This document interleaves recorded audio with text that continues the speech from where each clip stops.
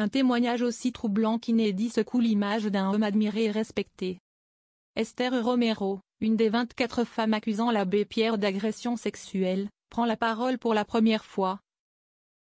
Ce vendredi 25 octobre, un geste courageux qui vise à briser des décennies de silence.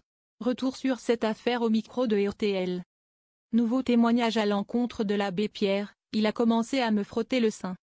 CST en novembre 1988, à Genève, qu'Esther Romero, alors âgée de 56 ans à l'époque, interprète et journaliste, devait interviewer l'abbé Pierre. Une personnalité religieuse influente. J'arrive à son hôtel, il faisait très froid dehors, se souvient-elle.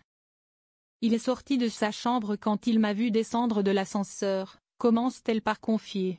Le ton de la rencontre change rapidement. Au lieu de s'asseoir, il est venu près de moi et a pressé son corps contre moi. J'étais choquée, je ne pouvais pas croire ce qui se passait. Alors qu'elle assure avoir vu une érection de l'homme religieux, d'un air grave, elle ajoute. Il a commencé à me frotter le sein par-dessus mon pull, puis il m'a mis la langue dans la bouche. Un instant de sidération qui n'a laissé place à aucune réaction, aucune fuite.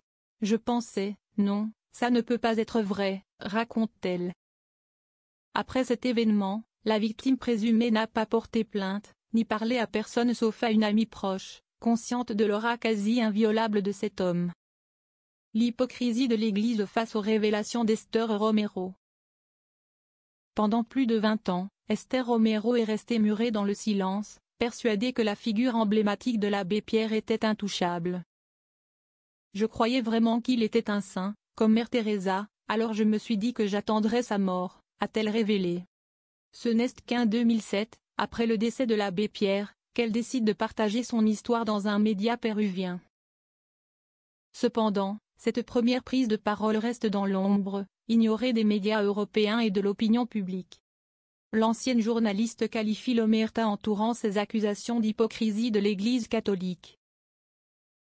Pour elle, ce silence institutionnel relève d'un scandale qui a perduré pendant presque 70 ans. Si est une hypocrisie de cacher cette histoire. Il est temps que cela soit connu, a-t-elle déclaré au micro de RTL. Aujourd'hui, avec cette libération de la parole, cette dernière espère inciter d'autres victimes à s'exprimer.